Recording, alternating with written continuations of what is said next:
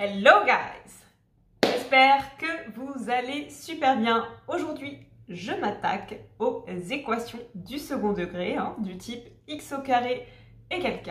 Ce sera du niveau second, cela nécessite pas plus que des prérequis de troisième. Il faut connaître ces identités remarquables. Cela dit, je vais présenter deux méthodes et l'une de ces deux méthodes ne nécessite pas d'utiliser les identités remarquables. Toutefois, c'est quand même bien de les connaître parce que sait-on jamais, on peut toujours tomber sur un exercice qui les nécessite. Voilà. Allez, on y va, c'est parti.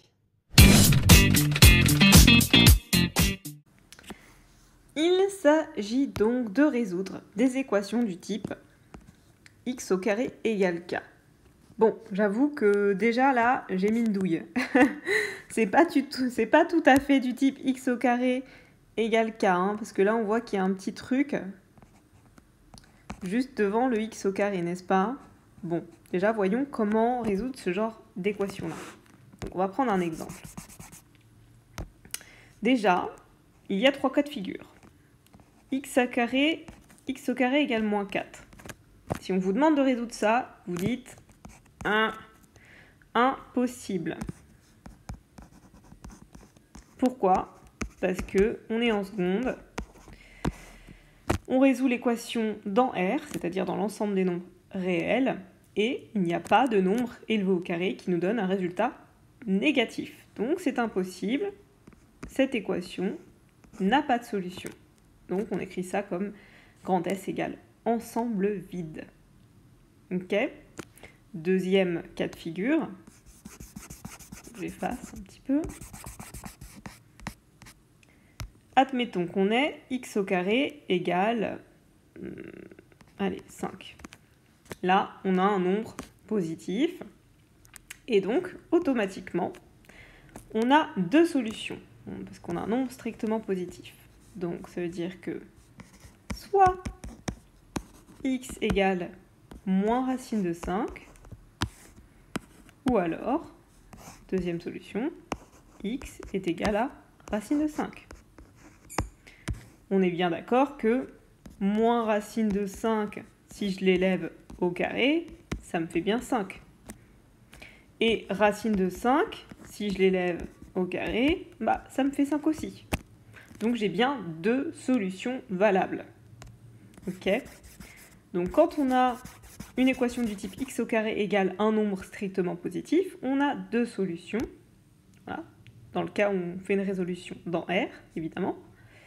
On a deux solutions réelles et on va noter ça entre accolades. Moins racine de 5, racine de 5. On met ça quand même dans l'ordre du plus petit au plus grand. Ok, great. Et la dernière possibilité, c'est d'avoir l'équation x au carré égale 0. Et là, on n'a qu'une seule solution. Si un nombre au carré est égal à 0, ce nombre, c'est 0. Donc, la seule solution, c'est 0. Hop. Ok, maintenant qu'on connaît la base, essayons de résoudre un petit peu mon exercice. Petit a. Alors, 25x au carré égale 9. Moi, je ne sais pas résoudre des trucs comme ça, je sais résoudre des trucs du genre x au carré égale quelque chose. Bon, rien ne m'empêche de diviser par 25 des deux côtés. Voilà, on va faire en sorte d'isoler le x au carré. Ok, donc ça, c'est équivalent à dire que, hop, allez, je note tout, je divise par 25, mais tout ce qu'on fait d'un côté, on doit le faire de l'autre côté de l'égalité. Voilà, pour garder un équilibre. Hop, qu'est-ce qui se passe? On peut simplifier. Tac, tac. 25 sur 25, ça fait 1. Donc, il nous reste bien un x au carré qui est égal à 9 25e. Hop, et là, on se retrouve à un cas de figure qu'on connaît, qu'on sait faire. On est bien dans le cas où on est du type x au carré égale k. Un nombre strictement positif. Donc, je sais qu'il y a deux solutions.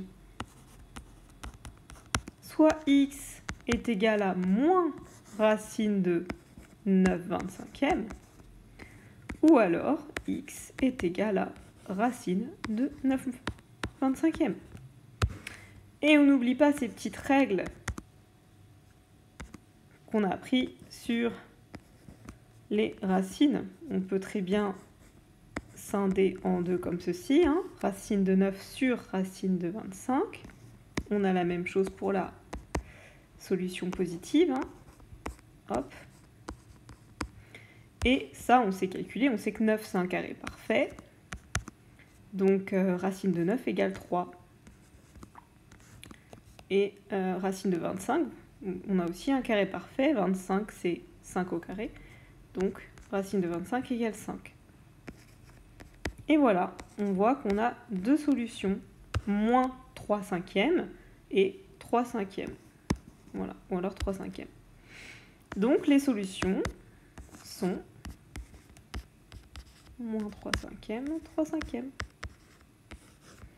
Et voilà, c'est plié. Mais je vais quand même donner l'autre méthode, celle que j'appelle la méthode élégante.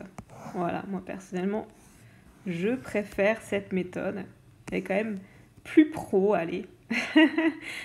Elle est plus mateuse, j'aime mieux. Donc, allons-y pour la deuxième méthode. 25x au carré égale 9. Bon, on va tout reporter d'un côté, c'est-à-dire on va transformer l'équation en quelque chose est égal à 0. Donc on va faire moins 9 des deux côtés. Voilà, comme ça on a 0 du côté droite. Et là, on va chercher l'identité remarquable qu'on connaît, bien sûr. A au carré moins B au carré. A au carré moins B au carré. Alors, qu'est-ce que ça va être? Eh ben, là, on aura 5x, parce que 5 fois 5, 25, mais x fois x, ça fait du x au carré. Voilà, donc c'est 5x le tout au carré. Et l'autre, j'étais même d'ailleurs pas obligée de mettre des parenthèses, c'est 3, parce qu'on sait que 3 au carré, ça fait 9. Et là, on se rappelle de notre identité remarquable qui nous dit que, je vais l'écrire là-haut, hein, des fois que certains l'auraient oublié, n'est-ce pas? A au carré moins B au carré, c'est égal à A moins B, facteur de A plus B. Et donc, j'utilise tout simplement cette formule de factorisation. Donc, le A, c'est 5x. Allez, on écrit 5x. Moins B. B, c'est quoi? C'est 3. On ferme la parenthèse, on ouvre la parenthèse. On a encore A plus B. A, c'est 5x, toujours. Plus B, bah, c'est 3. Et là, on a une équation produit nul. Petit rappel de troisième. Une équation produit nul. Donc, c'est quoi la petite propriété? Un produit est nul si et seulement si au moins l'un des deux facteurs est nul. Donc là, on peut très bien écrire soit c'est la première parenthèse qui est égale à 0, ou alors on a la deuxième parenthèse, 5x plus 3, qui est égal à 0. Bon, là, j'ai pas énormément de place pour bien écrire ça côte à côte. Bon, on va essayer de faire un petit... hop, petite réduction, voilà. Donc comme ça, je vais résoudre mes deux petites équations. Donc ça veut dire que soit 5x égale 3, ou alors 5x égale moins 3. Soit x égale 3/5, voilà, je divise par 5, ou alors x égale moins 3/5. Et comme par hasard, on a la même chose que précédemment. Bah oui, parce que c'est juste une méthode différente, hein. Les deux méthodes sont bonnes, elles mènent au même résultat, c'est-à-dire qu'on a deux solutions, moins 3/5, 3/5. Alors à vous de voir celle que vous préférez. Je sais que la plupart des élèves préfèrent la première méthode. Mais bon, cela dit, entraînez-vous un petit peu. Vous verrez que la deuxième méthode n'est pas si compliquée que ça. Voilà.